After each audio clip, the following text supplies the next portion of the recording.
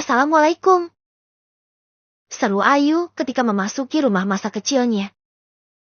Waalaikumsalam, sahut Sebina dari dalam. Sebina mulai menghampiri iparnya tersebut.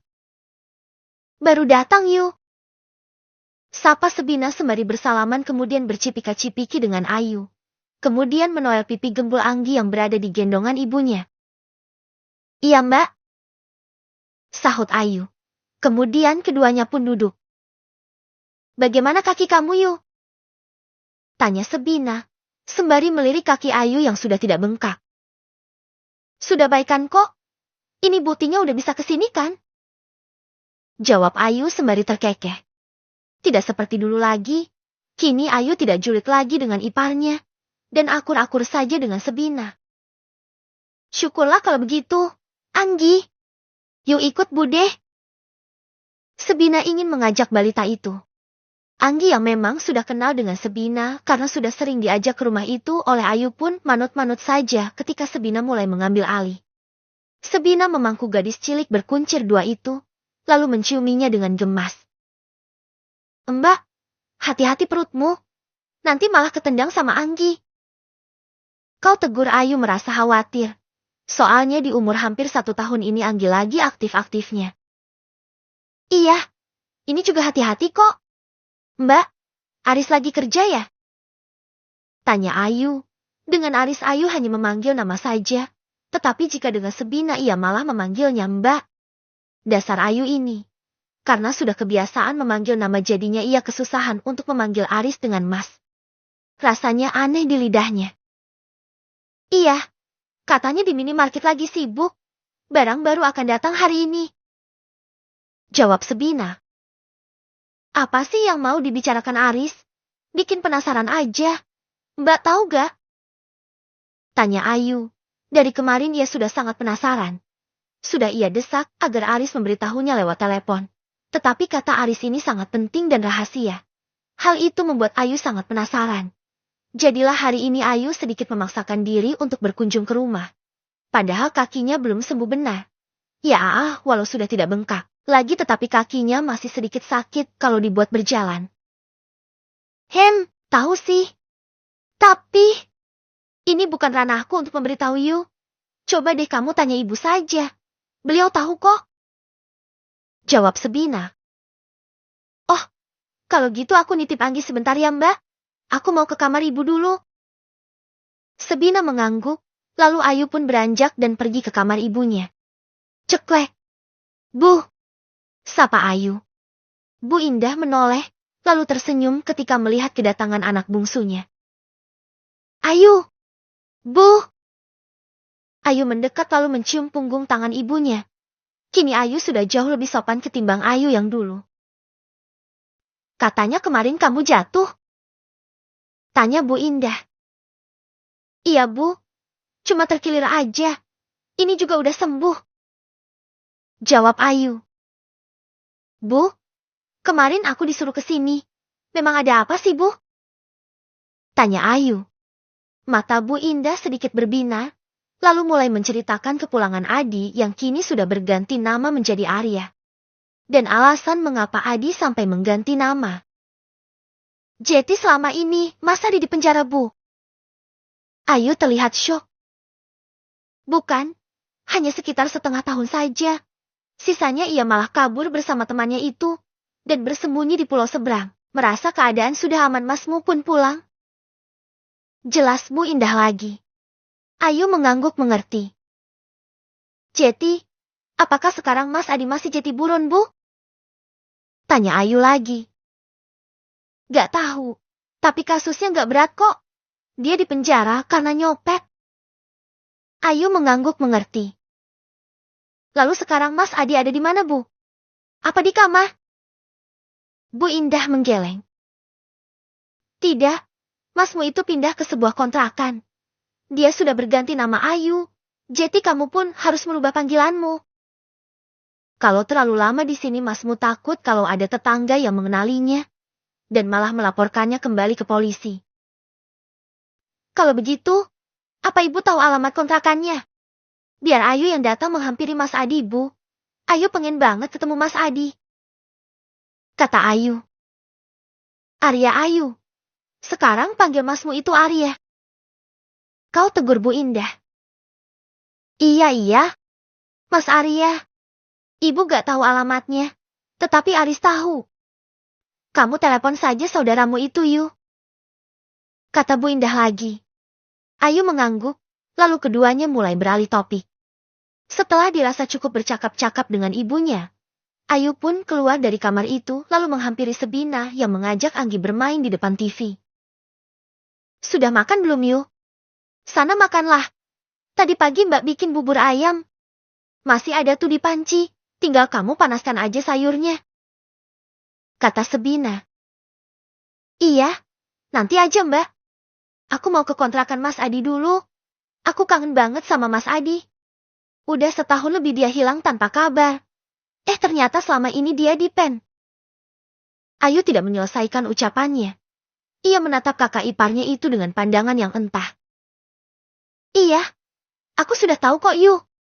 Jangan khawatir. Aku tidak akan membocorkannya. Kita sekarang itu keluarga. Kata Sebina mengerti arti tatapan Ayu. Ayu pun menghembuskan nafasnya lega. Syukurlah kalau begitu. Anggi, yuk ke tempat Pak De. Ayu langsung meraih Anggi ke gendongannya. Mbak, aku pinjam motornya sebentar ya. Aku mau ke tempat Mas Adi.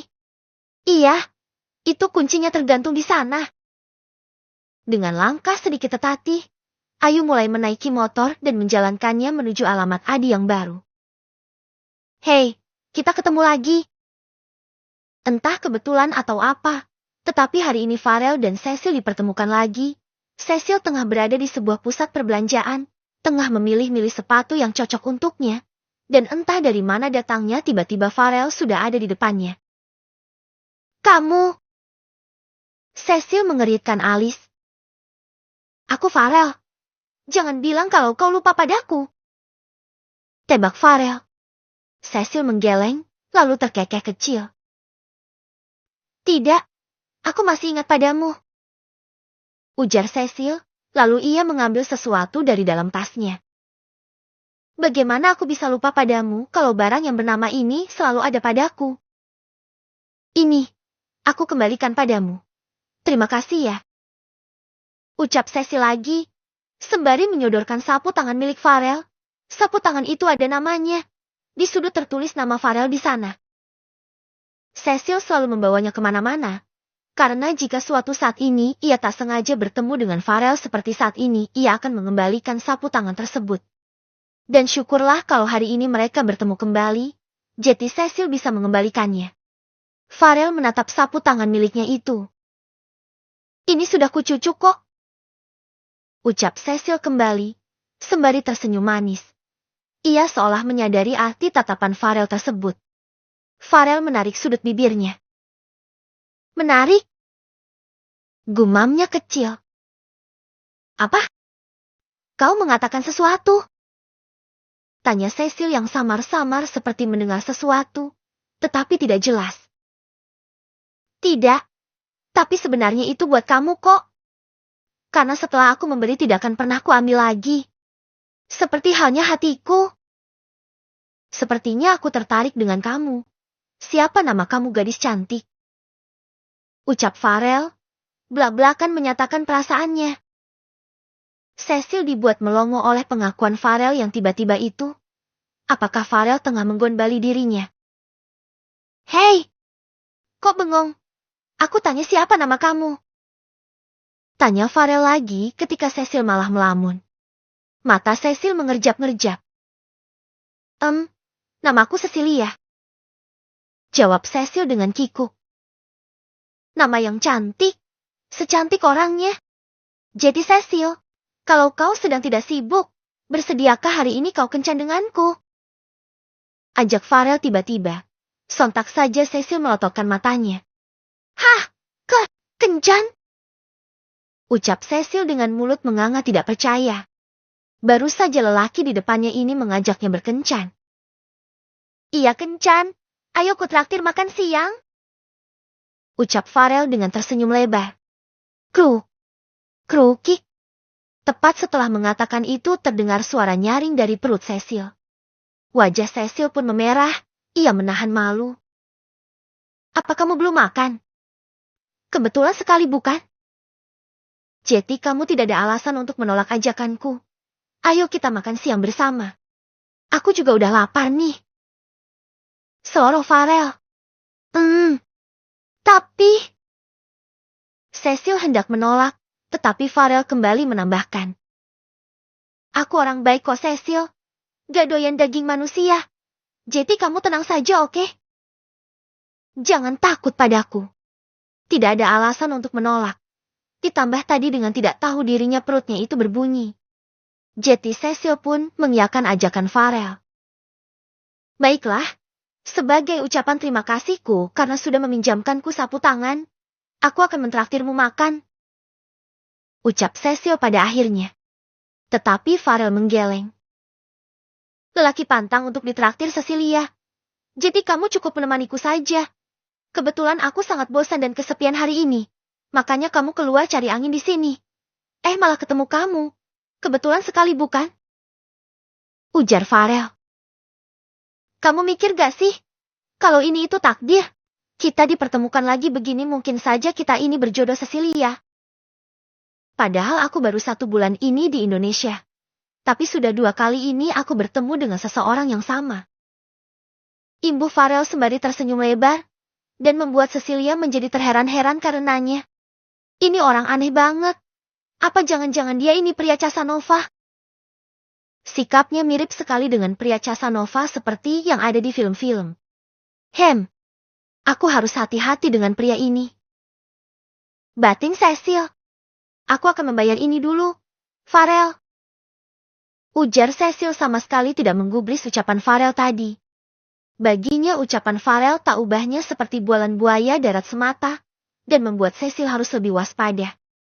Setelahnya Cecilia pun menuju kasir. Hendak membayar sepatu yang baru saja ia coba tadi. Saat hendak mengambil uang dari tas, tiba-tiba saja Farel mengeluarkan sebuah kartu dan diberikan kepada kasir yang hendak memproses belanjaannya tadi. Pakai ini saja mbak.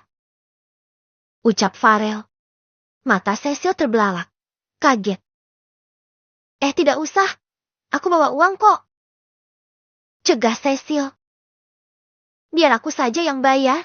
Harga diriku akan jatuh jika wanitaku membayar barangnya sendiri. Celetuk Farel lagi-lagi tersenyum pada Cecil. Cecil melongo. Tapi aku bukan. Ucapan Cecil terhenti karena Farel kembali menambahkan.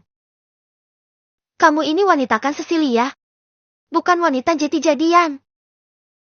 Imbu Farel. Aku ini wanita tulen Farel. Entah mengapa tanduk Cecil ingin keluar di saat Farel meragukan keasliannya. Farel pun terkekeh. Baguslah kalau begitu, jadi aku tidak akan tertipu lagi. Hah? Maksudnya? Cecil terheran-heran. Jadi ini bagaimana mas, mbak? Tanya kasir bingung. Pakai kartu saya saja mbak. Ujar Farel. Lagi-lagi Cecilia tidak kuasa menolak. Jadilah sepatunya hari itu dibayari oleh Farel. Lalu keduanya pun langsung menuju ke sebuah restoran yang ada di mall tersebut. Pesanlah sesukamu, jangan sungkan. Farel menyerahkan buku menu kepada Cecil. Cecil menerima buku menu itu dengan tersenyum kecil. Saya pesan beef steak dengan tingkat kematangan medium, juga kentang goreng, dimsum dan juga orange juice. Satu lagi. Segelas air putih.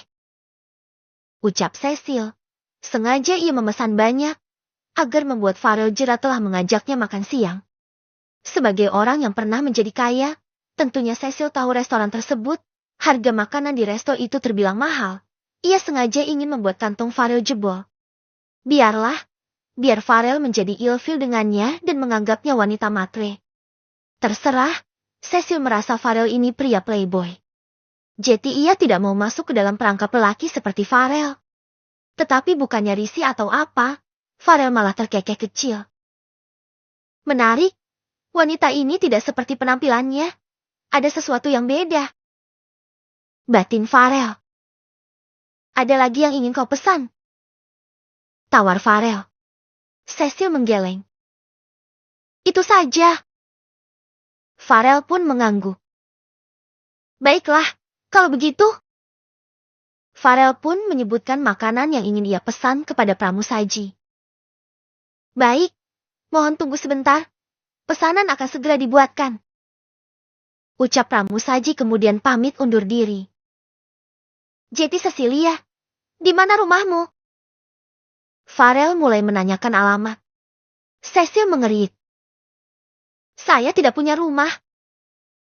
Jawab Cecil. Hahaha. Farel malah tertawa terbahak-bahak. Ia merasa lucu dengan jawaban Cecil barusan. Kenapa? Apa ada yang lucu?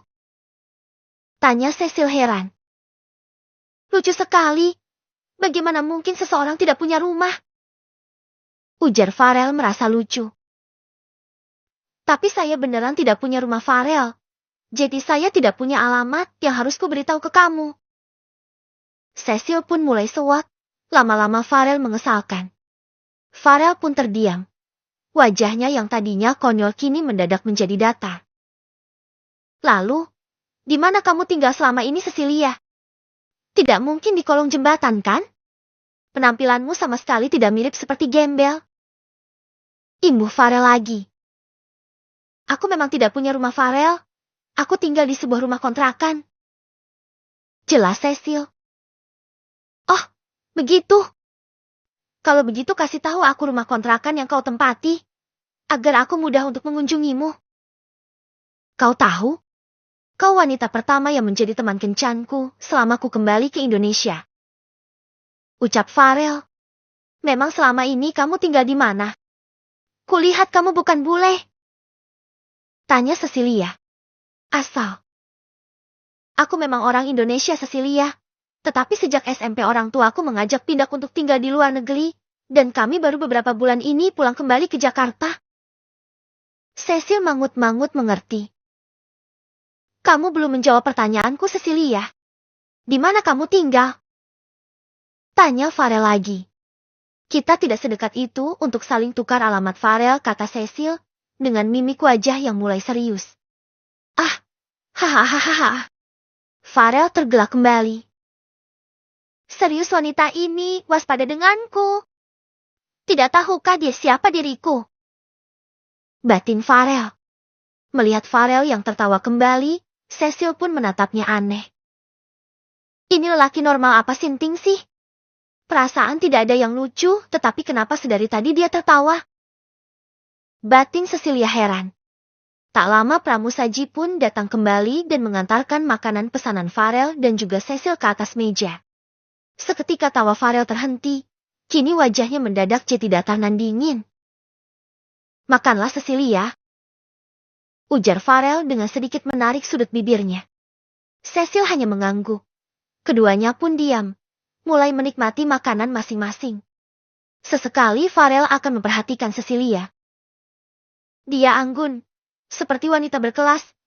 Siapa dia sebenarnya? Dia tidak seperti penampilannya? Atau jangan-jangan dia seorang putri kaya yang sedang menyamar? Batin Farel ketika diam-diam memperhatikan gadis itu. Memang kini penampilan Cecilia tidak glamor seperti dulu. Jika dulu di tubuhnya selalu menempel barang yang bermerek, tetapi ini yang Cecil kenakan hanya pakaian biasa yang sering digunakan rakyat menengah ke atas ataupun menengah ke bawah. Di saat Cecilia dan Farel tengah menikmati makanannya, seseorang yang baru saja melakukan meeting dan hendak kembali ke kantornya itu tak sengaja melihat keberadaan dua orang tersebut. Kebetulan sekali meja yang dipilih fatal tadi di dekat kaca. Jadi orang yang ada di luar bisa melihat mereka berdua. Bukankah itu Farel Ajin atau Wiguna? Gumam Dirga. Ya, orang itu adalah Dirga. Matanya mulai menyipit ketika melihat Cecilia tengah makan siang bersama dengan Farel, sosok lelaki yang cukup dia kenali. Tiba-tiba saja kedua tangannya mengepal ketika melihat Cecil tersenyum manis kepada Farel. Dasar wanita gatal. Tidak berhasil denganku kamu beralih mengincar Farel. Gumam Dirga lagi. Rahangnya mengeras ketika melihat kedekatan Cecilia bersama Farel. Dirga melengos. Ia pergi dengan hati yang panas. Ia berjalan dengan langkah yang lebar keluar dari mall tersebut. Kedua tangannya mengepal ketika sudah sampai di mobil miliknya. Ia membuka pintu lalu menutupnya kembali dengan gerakan kasar. Untuk beberapa saat ia duduk terdiam di dalam mobil. Dadanya naik turun. Ia mencengkram erat setir mobilnya, dan juga pandangannya menajam. Lalu bibirnya pelan-pelan menyunggingkan senyuman sinis. Dasar, wanita Jalnenegram, kau hanya mengincar pria pira kaya heh. Setelah denganku tidak berhasil, kini kau beralih mengincar seorang Natawi Guna. Lain di hati lain di mulut. Entah Dirga tengah menyangkal perasaannya, entah ia belum menyadarinya. Kini ia malah menghina-hina dan merendahkan Cecil, padahal tidak pernah sekalipun Cecil menggoda dirinya. Hanya saja memang Cecil ini dekat dengan ibunya. Tetapi Dirga mengira Cecil menggunakan akal liciknya dengan memanfaatkan ibunya. Ibunya di rumah. Selalu menyuruhnya untuk mendekati Cecil, juga menyuruhnya untuk menikah dengan Cecil. Jadi begitulah pandangan Dirga untuk Cecilia. Tidak ingin berlama-lama di sana, Dirga pun pergi kembali ke kantornya. Kembali lagi di restoran. Cecil dan Farel dengan hikmat menikmati makanan masing-masing. Farel sendiri diam-diam sering mencuri-curi pandang kepada wanita tersebut. Karena sudah menjadi kebiasaan, Cecilia makan dengan cara anggun, tidak terburu-buru tetapi tidak juga terlalu lamban. Hal tersebut membuat Farel semakin terpesona. Setelah ini kamu mau kemana? Tanya Farel ketika mereka sudah menyelesaikan makan siang mereka. Langsung pulang? Sahut Cecil. Kalau begitu ayo saya antar. Tawar Farel. Cecil tersenyum kecil. Maaf, tidak perlu. Tadi saya bawa motor sendiri. Tolak Cecil dengan sopan. Ah begitu ya? Farel menggaruk tengkuknya yang mendadak gatal itu. Aneh, biasanya wanita akan langsung menyetujui ajakannya. Tetapi Cecil ini tidak. Cecil, apa kamu tidak tahu siapa saya? Tanya Farel kemudian. Kedua alis Cecil mengerit, lalu memperhatikan Farel dari atas sampai ujung kaki. Sebagian orang yang selalu mengikuti perkembangan bisnis, pasti tahu siapa itu Farel. Farel adalah keturunan Natawi Guna, sebuah keluarga yang cukup terkemuka di negeri ini.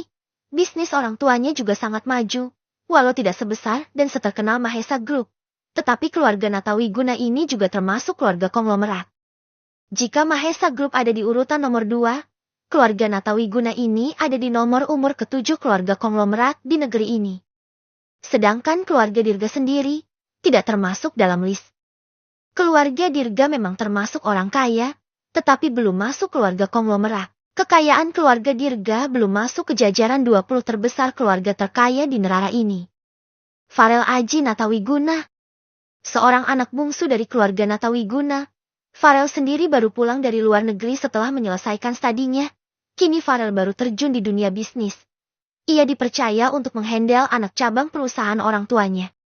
Sedangkan perusahaan pusat sudah dipegang kakak sulungnya, yakni Prayoga Natawi Guna yang lebih sering disapa Kak Yoga. Kita ini baru kenal, dan kamu tadi mengenalkan namamu Farel bukan? Ujar Cecil yang memang sama sekali tidak mengenal siapa itu Farel. Kalau nama Natawi Guna, sepertinya Cecil sedikit tahu. Dulu, ia pernah membaca daftar nama-nama keluarga konglomerat, dan Adrian yakni suami Kanaya, ada di nomor urut 5, karena itulah dulu Cecil mengincar Adrian untuk dijadikan calon suami. Tetapi sayang, Adrian tidak pernah merespon dirinya. Ya, aku ini Farel. Hanya Farel. Farel tersenyum sembari mengangguk kecil. Kita sudah selesaikan. Kalau begitu aku pamit pulang. Terima kasih atas taktilannya. Terima kasih juga dengan ini. Cecil mengangkat tinggi-tinggi paper bag yang berisi sepatu tadi. Sama-sama. Tidak perlu berterima kasih. Ujar Farel. Sungguh aku sangat tidak enak hati. Kita ini tidak terlalu kenal, tetapi kamu sudah membayari belanjaanku. Aku bayar kembali uangmu ya. Berapa tadi? 320.000 kan? Cecil sudah hendak mengambil yang kas dari dalam tasnya, tetapi Farel langsung mencegahnya. Hei, siapa bilang kita tidak saling mengenal? Kita ini pacar, oke? Cegah Farel sembari berseloroh. Cecil melongo mendengarnya. Pakar? Gagapnya dengan mulut menganga lebar. Iya pacar, kan kita berusaha kencan. Ucap Farel sembari tersenyum lebar. Mulut Cecil semakin menganga. Hah, kapan kamu nembak aku? Kita ini cuma makan siang. Tidak bisa dikatakan langsung jadian. Protes Cecil. Tapi bagiku, setiap wanita yang kencan denganku itu berarti wanitaku. Ujar Farel lagi. Cecil menggeleng. Sepertinya kamu orang gila deh. Apa kamu baru lepas dari RSJ? Tanya Cecil sembari memperhatikan kembali penampilan Farel dari atas sampai mata kaki. Hahaha. Farel kembali tertawa terbahak-bahak. Sepertinya kamu benar pasien RSJ yang lagi kabur. Kalau begitu aku pergi dulu. Ingat, kita ini bukan pacar. Oke. Setelah mengatakan itu, Cecil pun buru-buru pergi. Ia tadi hanya bercanda, tidak mungkin orang gila senormal Farel. Tetapi Farel ini cukup gila menurutnya, makanya ia balas dengan guyonan juga. Cecil sedikit terburu-buru, ia baru ingat akan ada pelanggan yang akan datang untuk mengukur tubuh. Sekitar setengah jam Cecil sampai di butik kecilnya. Dengan langkah sedikit tergesa ia memasuki butiknya itu, tanpa Cecil sadari, ada orang yang memperhatikannya dari jauh. Cecilia butik. Gumam Farel. Ya, orang itu adalah Farel. Ia sedari tadi mengikuti Cecil. Farel sangat penasaran dengan sosok Cecil.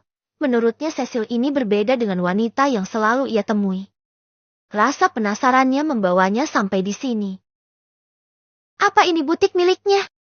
Aku kira dia anak orang kaya yang lagi nyamar. Apa dia benar-benar orang biasa? Gumam Farel bingung sendiri. Aku akan menyuruh orang untuk mengawasi Cecil. Di mana ia akan pulang nanti? Putus Farel. Ia tidak bisa berlama-lama berada di situ. Ia harus kembali bekerja. Tetapi ia juga penasaran akan sosok Cecil. Adalah ia menyuruh salah satu orangnya untuk tetap stay mengawasi Cecil. Karena jika Cecil memang orang kaya, pastinya Cecil akan kembali pulang ke rumah besarnya. Tetapi ternyata tidak, menurut laporan dari orangnya. Ternyata Cecil pulang ke sebuah rumah kontrakan yang terbilang sangat sederhana. Apa kamu yakin ini rumahnya? Tanya Farel kepada salah satu orang yang ia utus tadi untuk mengawasi Cecil. Betul Tuan, ini memang tempat tinggal Nona ini. Saya juga sudah bertanya pada tetangga sekitar. Nona ini sudah tinggal lama di sana. Jelas orang suruhan Farel. Farel pun mengangguk mengerti. Tok. Tak lama pintu ruangan Farel diketuk dari luar. Masuk. Perintah Farel. Tak lama sekretaris Farel pun masuk. Maaf Tuan, Tuan Bara dari PT Permata Sejahtera sudah tiba. Lapor sekretaris Farel. Lucy namanya. Ya, arahkan dia ke ruang meeting. Saya akan segera ke sana. Ujar Farel. Baik Tuan. Permisi. Lucy pamit undur diri. Tugasmu sudah selesai. Terima kasih. Ini bonus untukmu. Kau sudah boleh pergi. Kata Farel sembari memberikan sebuah amplop yang berisi uang tunai. Terima kasih Tuan. Orang itu pun pergi. Tak lama, Farel pun pergi ke ruang meeting. Di sana kliennya sudah duduk menunggu bersama seorang wanita. Yang Farel yakini adalah sekretaris lelaki itu. Maaf Tuan Elber, sudah membuat Anda menunggu. Seru Farel. Kliennya itu langsung berdiri, lalu menyambut kedatangan Farel dengan senyum yang sedikit dipaksakan. Ditatapnya wajah Farel sangat dalam. Panggil saja saya Dirga Pak. Saya biasa dipanggil Dirga. Ucap seseorang tersebut yang ternyata adalah Dirga. Oh begitu ternyata, saya kira panggilan Anda ada di nama depannya. Ternyata Dirgantara ya. Elber Dirgantara Prayoga adalah nama lengkap Dirga. Baiklah Tuan Dirga, ayo kita mulai meeting kita kali ini. Ujar Farel mulai duduk di tempatnya. Dirga mengangguk, lalu kembali duduk. Begitupun dengan sekretaris masing-masing.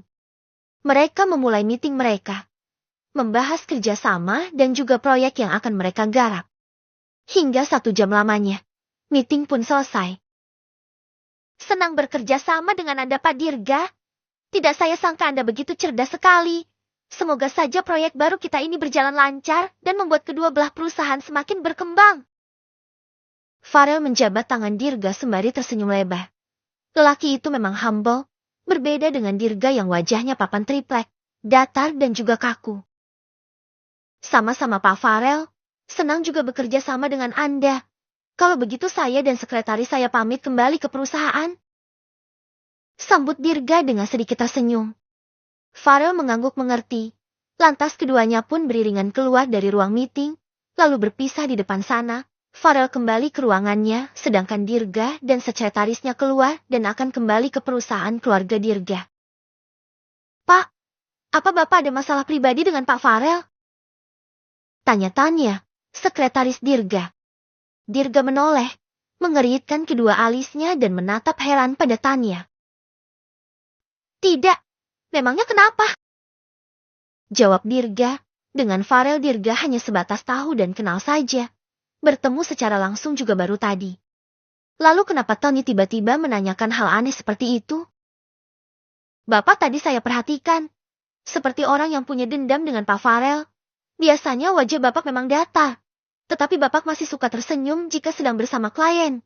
Tetapi tadi, wajah Bapak datar dan dingin. Irit bicara juga, seperti sedang berhadapan dengan musuh bebuyutan. Jangan begitu Pak, lama-lama Pak Farel bisa salah paham. Kan bahaya kalau kerjasama ini sampai batal gara-gara wajah Bapak yang tidak bersahabat. Celoteh Tanya. Dirga mendengus kesal, tetapi tidak menanggapi. Ia akui, suasana hatinya memang lagi sangat buruk, dan entah karena alasan apa Dirga sendiri tidak tahu.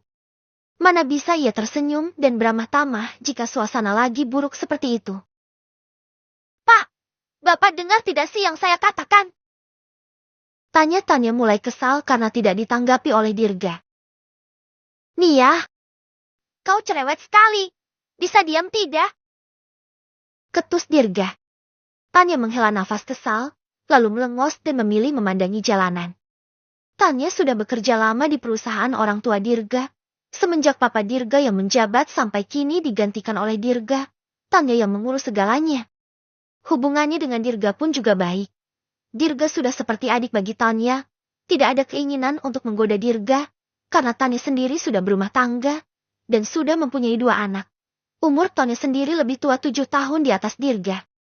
Jadi ya, hubungan mereka bisa dikatakan lebih dari sekedar atasan dan bawahan. Tetapi masih di batas normal. Kalau Dirga lagi di jalan yang salah, Tanya sendiri tidak ragu untuk menegur. Sepulang dari kantor, Dirga mendapati Cecilia ada di rumahnya. Hal itu semakin memantik kekesalan Dirga. Ngapain kamu ada di sini? Kau tegur Dirga menatap ketus pada Cecil. Cecilia terkesiap, ia menoleh dan menatap Dirga dengan wajah terkejut. Aku di sini. Belum selesai Cecil menjawab Dirga sudah kembali bersuara. Pergi! Usirnya, entah mengapa Dirga kesal sekali ketika melihat Cecil. Cecil langsung berdiri dari duduknya. Saya di sini karena diundang sama Bu Ningrum, Kak. Kata Cecil memberi alasan. Alasan saja kamu. Bilang saja kalau kamu mau membujuk ibuku untuk mendesakku menikahimu kan? Dasar wanita murahan. Padahal kamu sudah bersama Tuan Muda Natawi Guna.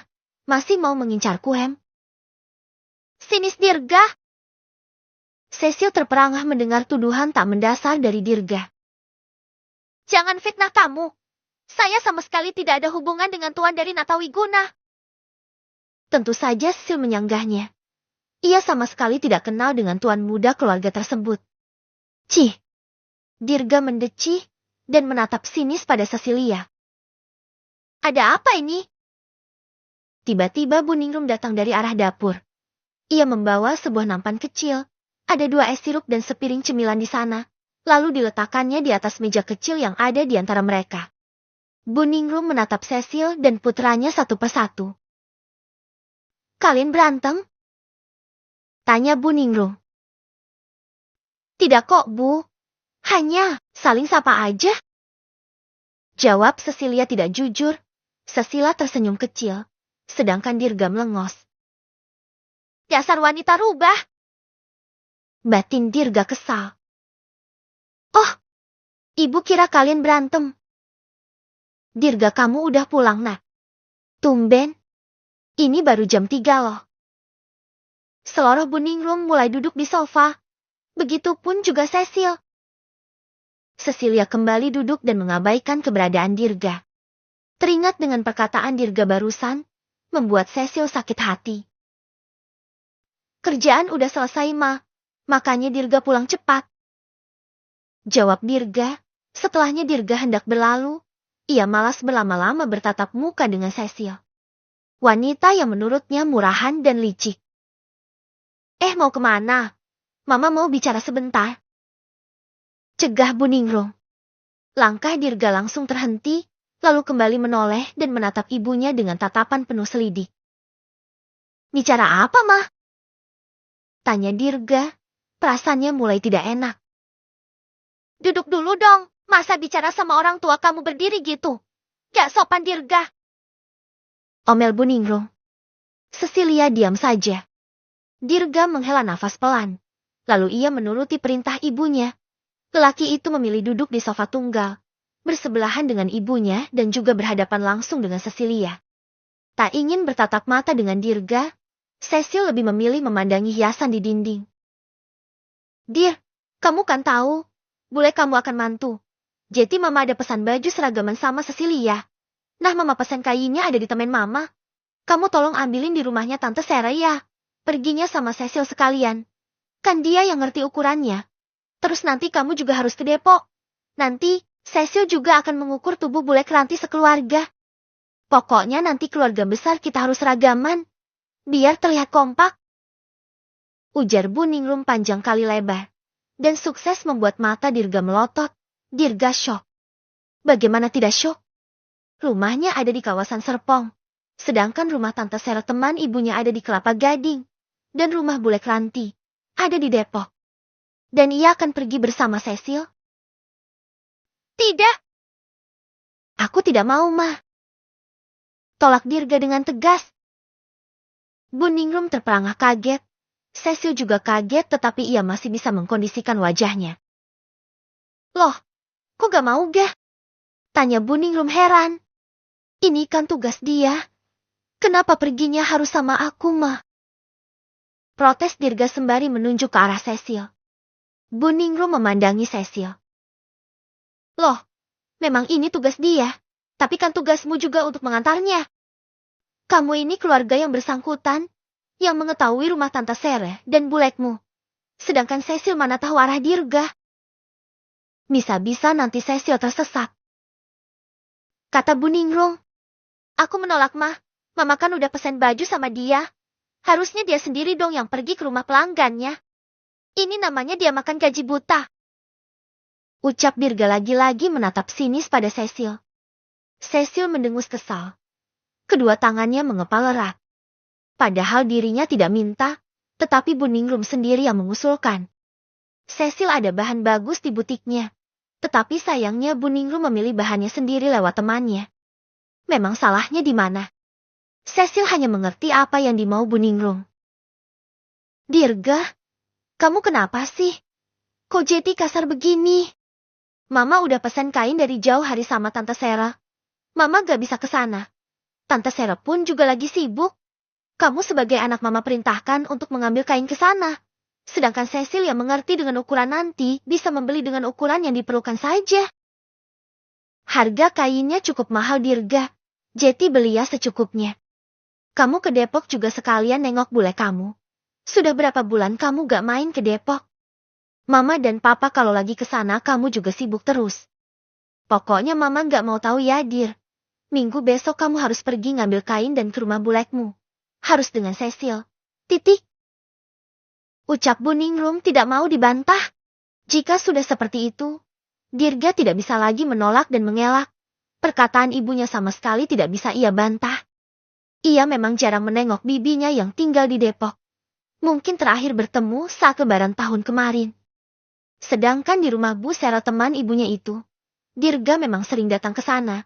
Dulu saat masih masanya kuliah, Dirga sering ke Kelapa Gading.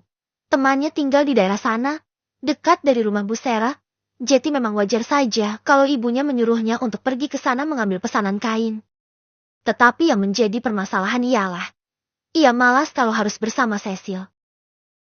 Begini saja Bu, Bu Ningrum kasih saja saya alamat adik Bu Ningrum itu, lalu nomor ponsel Ibu Sera. Nanti saya akan datang ke Depok bersama asistenku. Sementara untuk kainnya, saya akan berbicara dengan Bu Sarak lewat telepon dan nantinya kain bisa dipaketkan. Kata Cecil yang memberanikan diri untuk membuka suara. Ia tidak mau pergi jika Dirga tidak bisa diajak kerjasama. Ia bisa menebak bahwa nanti kebersamaannya bersama Dirga akan sangat menyebalkan. Lihatlah. Belum setuju saja wajah Dirga sudah sepet esim kecut begitu. Cecil sudah merasa kesal duluan melihat penolakan Dirga, padahal ini bukan kemauannya.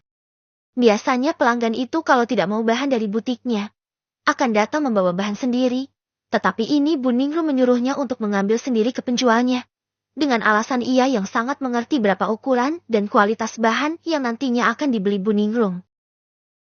Nah, dia bisa sendiri kan Bu? Jadi biar dipergi sendiri saja bersama asistennya ke tempat bule Kranti.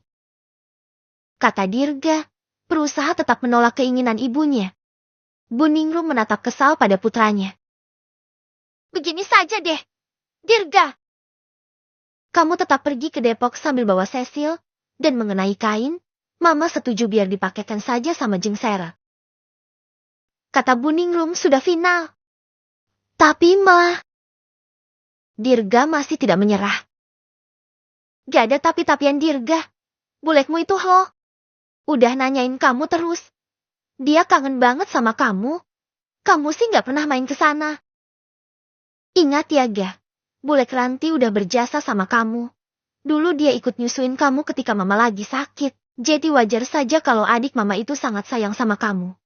Apalagi Ranti tidak punya anak lelaki. Anaknya 4 cewek semua. Celoteh Bu Ningrum. Hah?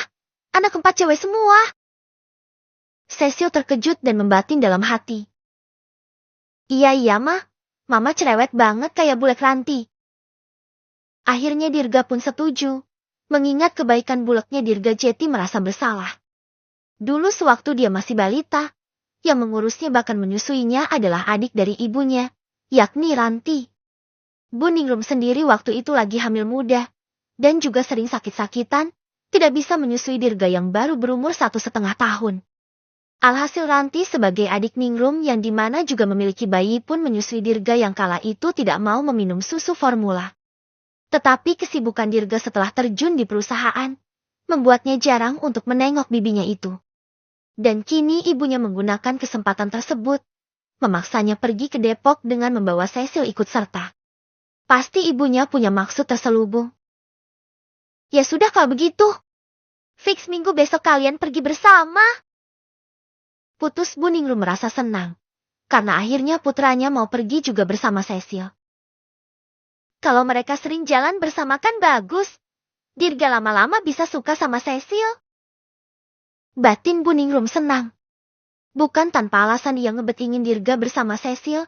Dirga anaknya sudah berumur hampir 30 tahun, tetapi belum juga menikah. Ketika ia tanya putranya belum ingin menikah. Dulu pernah punya pacar tetapi pacarnya tidak ada yang benar. Dan Bu Ningrum sama sekali tidak merasa cocok. Sedangkan Bu Ningrum sudah ingin sekali melihat anaknya menikah dan ingin cepat-cepat gendong cucu. Dengan Cecil Bu Ningrum merasa cocok. Jadi apa salahnya ia menjodohkan putranya dengan Cecil? Kalau begitu saya permisi dulu Bu. Cecil pun pamit pulang. Iya, kamu tadi bawa motor tidak Sil? Kalau tidak biar diantar Dirga saja. Dirga kembali melototkan mata. Saya bawa motor kok Bu. Saya permisi ya Bu. Assalamualaikum.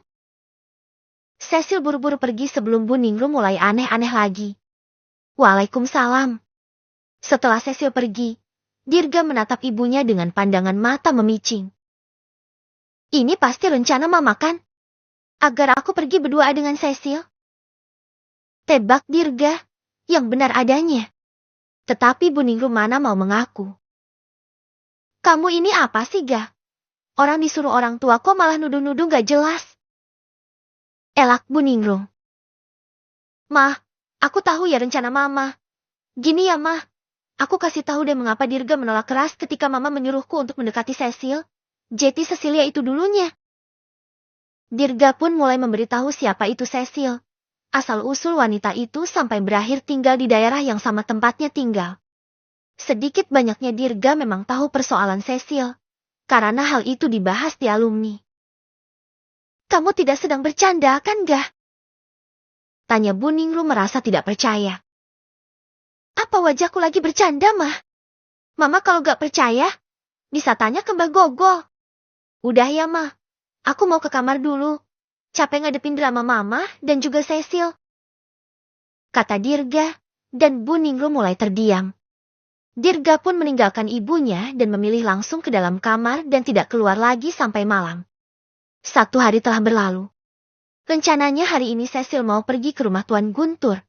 Ia sudah mendapatkan izin dari Kanaya. Jadi ia memberanikan diri untuk datang. Semoga saja nenek sudah tidak marah padaku. Lirihnya pelan. Selesai bersiap, Cecil memesan taksi online. Perjalanan cukup jauh. Rumah kakeknya ada di pusat kota, sedangkan tempat tinggalnya kini di Serpong. Jika menggunakan motor, pastinya Cecil akan kelelahan. Pak, tunggu sebentar ya. Aku mau beli kue dulu. Pesan Cecil pada supir tersebut. Baik, Mbak. Cecil pun turun, lalu memasuki toko kue langganannya dulu. Ia akan membeli kue kesukaan nenek dan kakeknya. Ia masih ingat betul kesukaan kakek dan neneknya itu. Terima kasih, ujar pegawai toko. Cecil tersenyum. Setelahnya ia keluar dan akan kembali ke mobil taksi tadi.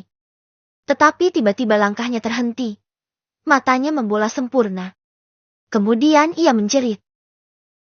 Kak Dirga, awas! Pekik Cecil. Melihat Dirga yang hendak ditabrak oleh mobil, spontan Cecil berlari dan hendak menyelamatkan Dirga. Tanpa sengaja ia menjatuhkan kotak kuenya dan berlari kencang. Krek! Brak! Terlihat mobil menabrak pembatas jalan. Sedangkan Dirga dan Cecil jatuh terjerembab setelah tadi Cecil berhasil menarik tangan Dirga. Posisi keduanya saling bertubrukan. Cecil ada di bawah sedangkan Dirga ada di atasnya. Perlahan mata Cecil terbuka dan terlihat Dirga yang menatapnya dengan mata membola terkejut. Untuk sesaat, waktu terasa terhenti, Dirga dan Cecil saling pandang. Dirga memperhatikan wajah Cecil dari dekat. Cantik. Ya. Dirga akui Cecil memang cantik, lalu tatapannya tak sengaja mengarah pada bibir Lanu milik Cecil. Klek! Tanpa sadar Dirga menelan ludahnya kasar, perlahan ia mulai mendekat, dan hampir saja menyentuh bibir Cecil dengan bibirnya sebelum akhirnya seseorang menegur mereka. Kalian tidak apa-apa? Tanya seseorang dan menyadarkan Cecil juga Dirga. Sontak saja keduanya terkejut, lalu dengan gerakan cepat Dirga bangkit dari atas tubuh Cecil. Cecil pun sama, ia mulai bangkit berdiri. Kami tidak apa-apa. Jawab Dirga dengan kuping yang memerah. Cecil melihat ke arah mobil yang hendak menabrak Dirga tadi. Terlihat bagian depan mobil hancur, dan mulai ada banyak warga yang mengerubungi. Syukurlah kalian berdua tidak apa-apa. Pengemudi itu lagi mabuk, dan berakhir menabrak pembatas dan sekarang dia lagi terjepit di sana. Sulit untuk dikeluarkan. Harus menunggu tim SAR dan ambulans untuk menolongnya. Kata orang tersebut. Dalam hati Dirga meringis ngeri. Bagaimana jadinya kalau ia tadi tertabrak mobil itu? Lalu Dirga pun menoleh ke samping. Ia terkejut Cecil sudah tidak ada. Ia menoleh ke sana kemari, dan mendapati Cecil lagi berjongkok di dekat tiang lampu jalan. Dirga berjalan mendekat, dan melihat Cecil yang tengah menangisi kotak kue. Ya kuenya hancur. Lirih Cecil terdengar samar di telinga Dirga. Kue begitu saja kamu tangisi. Kamu beli di mana? Aku bakal ganti. Celetuk Dirga. Niatnya sih mau menolong. Maksudnya sebagai tanda terima kasih atau apalah karena tadi Cecil sudah menolongnya. tetapi cara bicaranya masih saja terdengar songong di telinga Cecil.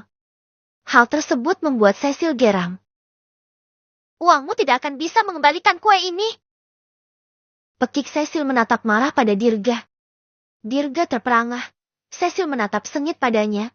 Terlihat Cecil bangkit berdiri. Di kedua tangannya masih memegang kotak kardus yang sudah pelt di ujungnya. Kamu pikir semua bisa dibeli dengan uang? Kata Cecil lagi terlihat menghardik Dirga. Memang kalau tidak dibeli dengan uang, kamu beli kue itu pakai apa? Tidak mungkin daun kan? Balas Dirga, sembari mengeritkan kedua alisnya bingung. Cecil menahan geram, kesal dengan Dirga. Ini Dirga lagi mode konyol atau memang bodoh? Ini kue terakhir, di dalam sana sudah habis. Dan tidak ada toko kue manapun yang bisa menyamai rasa kue ini di toko tersebut. Tempat ini satu-satunya.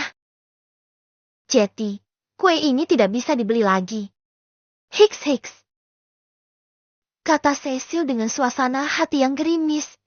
Ia pun akhirnya menangis. Ada harapan pada kue tersebut. Kue itu kesukaan neneknya. Dan apa yang disukai Nyonya Ruby, akan disukai juga oleh Tuan Guntur. Dan hanya di toko itu kue itu dibuat dengan cita rasa yang khas. Dulu, saat masa Cecil masih remaja di setiap bulan sekali, Cecil dan kakek akan pergi bersama untuk membeli kue di toko tersebut, lalu akan dimakan bersama di taman belakang sembari meminum teh, yang diselingi dengan bersenda gurau bersama-sama. Kenangan lama itu sangat berarti bagi Cecilia. Melihat tangisan Cecil, entah mengapa Dirga Jetty ikut merasa bersalah. Oke, diamlah. Ayo ke sana lagi. Akan aku buktikan kalau uangku bisa mengembalikan kuemu yang hancur. Dirga memang paling tidak bisa melihat wanita menangis. Tetapi biasanya untuk wanita terkasih, tetapi dengan Cecil entah kenapa juga, Dirga merasa kasihan. Dirga memegang lengan Cecil dan sedikit memaksanya untuk memasuki toko kue itu lagi. Mbak, tunggu. Supir taksi tadi yang menunggu pun berseru memanggil Cecil. Dirga dan Cecil otomatis menghentikan langkah, lalu menoleh pada lelaki tersebut. Sebelah alis Dirga terangkah, dalam hatinya bertanya, siapa lelaki itu? Orderannya bagaimana, Mbak? Tanya supir tersebut ketika sudah sampai di hadapan Cecil dan Dirga. Mas, bisakah tunggu sebentar lagi? Jangan khawatir, saya akan bayar lebih. Kata Cecil.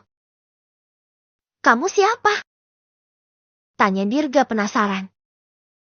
Saya supir taksi online, Mas. Dan Mbak ini penumpang saya. Jawab supir tersebut. Oh. Kalau begitu batalkan saja. Ini ongkosnya. Dirga seenak cidat membatalkan orderan taksi tersebut, lalu memberikan yang merah sebanyak 5 lembah. Hei, mana bisa begitu? Protes Cecil. Sudahlah, nanti biar aku yang antar. Memangnya kamu mau pergi kemana? Dirga menatap tajam pada Cecil. Itu. Jawab Cecil setengah gugup. Sudah, Mas, terima saja. Ini bayarannya. Kamu sudah bisa pergi. Dirga memaksa supir itu. Dengan senang hati supir menerima uang tersebut. Tapi ini kebanyakan, Mas. 200.000 saja. Ucapnya basa-basi. Tidak apa-apa, ambillah. Kata Dirga, yang dalam hati sedikit merasa lega. Ia pikir laki itu selingkuhan Cecil yang lain. Ternyata cuma supir taksi online. Baik, Mas. Mbak. Terima kasih banyak. Supir tersebut akhirnya pergi. Ayo. Dirga kembali menggiring Cecil memasuki toko kue. Kenapa aku nurut sekali sih? Batin Cecil terheran-heran ketika ia menurut saja diajak masuk oleh Dirga. Apakah kue ini masih ada? Tanya Dirga pada pegawai toko. Maaf Tuan, kebetulan sekali kue tersebut sudah habis, dan Nona ini tadi yang memberi kue terakhir kami. Jawab pegawai dengan sopan. Kalau begitu, tolong buatkan lagi. Pinta Dirga. Maaf Tuan, tidak bisa.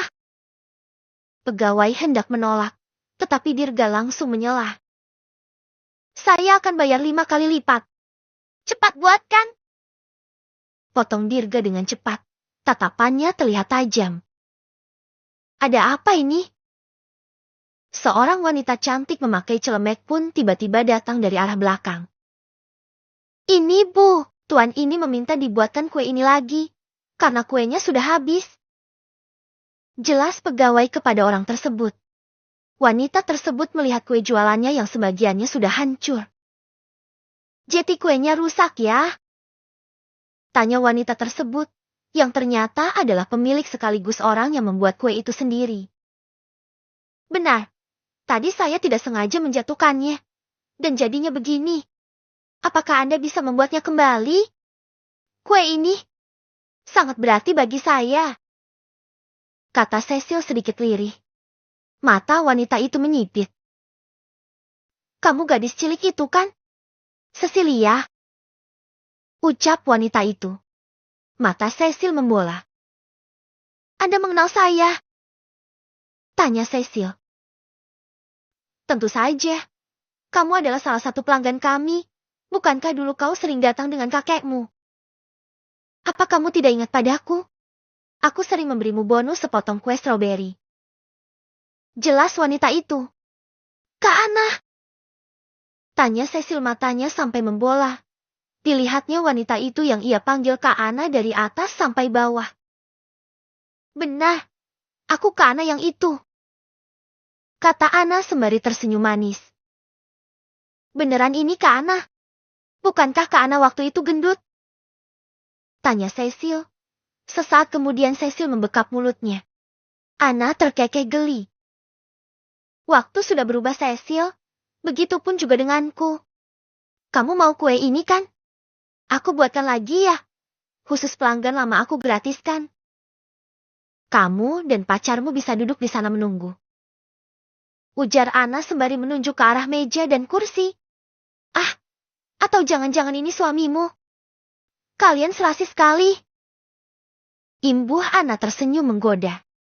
Cecil dan Dirga sama-sama terkejut. Bukan. Sanggah Dirga dan Cecil dengan kompak. Tuh kan, kalian kompakan jawabnya. Jangan malulah. Kalau begitu kakak buatkan dulu kuenya Yasil.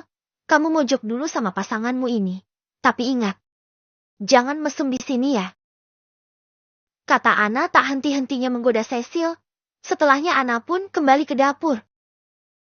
Wajah Cecil memerah, begitupun dengan telinga Dirga. Keduanya sama-sama salah tingkah. Ingin rasanya Dirga pergi dari sana, tetapi ia merasa punya tanggung jawab untuk mengembalikan kue Cecil. Karena menyelamatkan dirinya, kue Cecil sampai rusak. Gak usah, Ger. Cepat duduk. Seperti biasa, Dirga masih saja ketus.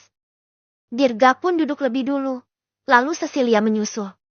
Untuk beberapa saat keduanya hanya diam, lalu tak berselang lama datanglah salah satu pegawai toko dan memberikan 2 gelas minuman berserta 2 potong kue untuk mereka berdua. Silahkan dinikmati, ini gratis dari Bu Ana. Ujar pegawai tersebut. Terima kasih, kata Cecil, sedangkan Dirga hanya berdehem sembari tersenyum kecil. Sembari menunggu, Cecilia memakan kuenya, Dirga hanya lirik-lirik saja, tetapi lama-lama kepincut juga. Biasanya ia tidak suka makanan manis, tetapi ini Dirga berkeinginan mencoba kue tersebut. Melihat Cecilia makan keluhannya enak sekali, jadilah Dirga memakannya. Ya ampun, kamu seperti anak kecil saja, Kak. Makannya belepotan. Kekeh Cecil ketika melihat ada tart yang tertinggal di sudut bibir Dirga. Apa? Di mana? Dirga mencoba menyeka bibirnya. Bukan di situ, Kak Dirga, tetapi di sini. Sebentar. Cecil mengambil tisu yang tersedia di meja, lalu menyeka bibir Dirga yang belepotan. Dirga menatap intens perlakuan Cecilia kepadanya. Deh. Untuk yang kedua kalinya, jantung Dirga berdetak lebih cepat. Shit! Ada apa dengan jantungku? Batin Dirga. Tiba-tiba Ana sudah ada di antara mereka. Cecilia buru-buru menarik tangannya, lalu tersenyum kikuk pada Ana. Ini kuenya sudah jadi. Kakak lihat kalian romantis sekali. Kakak jadi iri deh. Sil, pinter kamu cari cowok. Pacarmu sangat tampan dan manis. Kata Ana, sembari mengedipkan sebelah matanya pada Cecil. Besh. Wajah Cecil kembali merona. Dirga yang melihatnya sedikit menarik sudut bibirnya. Setelah berbasa-basi dengan Ana, akhirnya Dirga dan Cecil pun pergi. Kini mereka sudah berada di dalam mobil yang sama, di mobil Dirga. Kemana tujuanmu? Tanya Dirga, kembali dalam mode awal. Dingin dan datar. Lelaki itu sedikit melirik Cecil lewat kaca spion tengah. Lalu dengan ragu-ragu Cecil menjawab. Ke perumahan XX, jawab Cecil. Kening Dirga mengerit.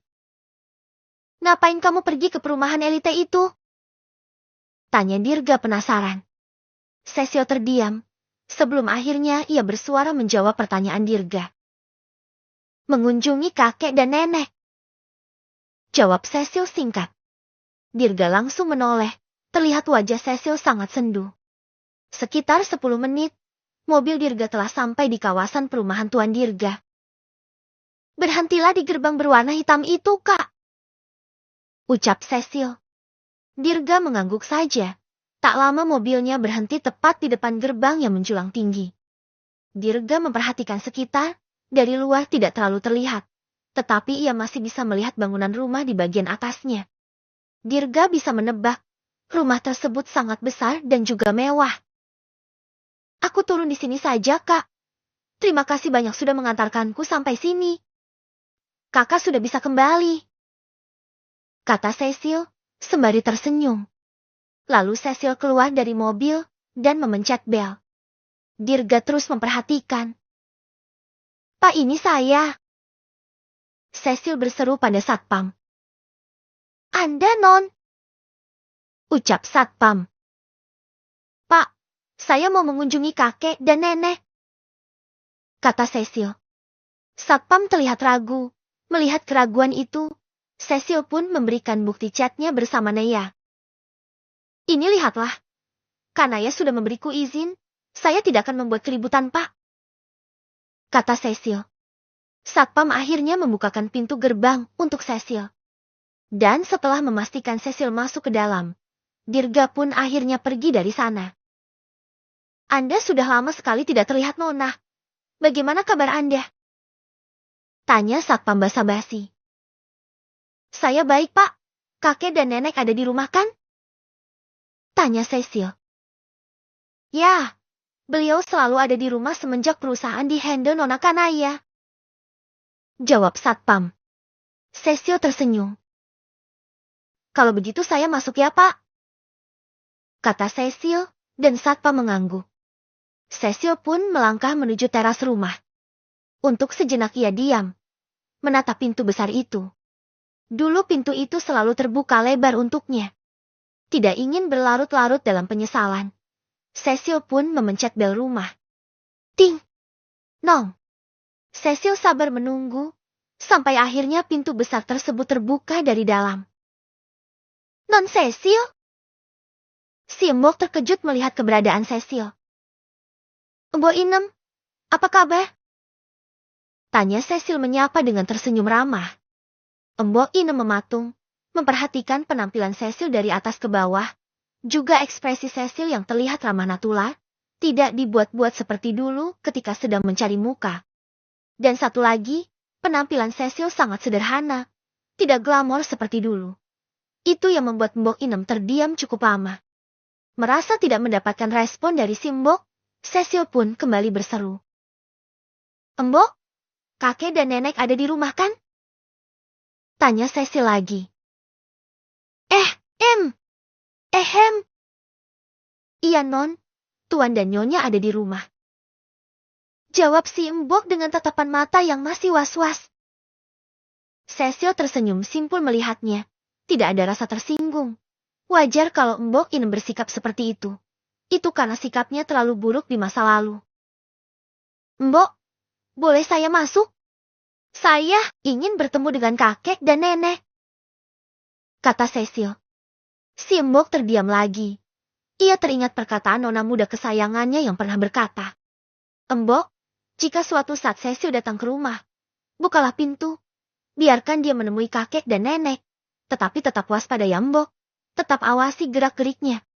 Dari pengamatanku selama ini, Cecil sudah berubah. Tetapi tidak ada yang tahu jika ia kembali berniat buruk. Kenapa Non memberinya akses untuk bertemu Tuan dan Nyonya?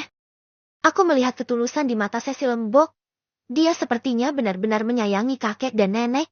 Aku pun juga melihat sorot kerinduan di mata kakek. Apa salahnya memberi Cecil kesempatan? Tapi, nanti kalau ternyata Non Cecil kembali berniat jahat bagaimana Non? Itulah mengapa aku meminta Mbok untuk tetap waspada. Jika Cecil berniat jahat lagi, tentu akan aku balas. Kali ini tidak ada ampun untuknya. Lagi pula, tidak ada gunanya lagi Cecil memulai dramanya lagi.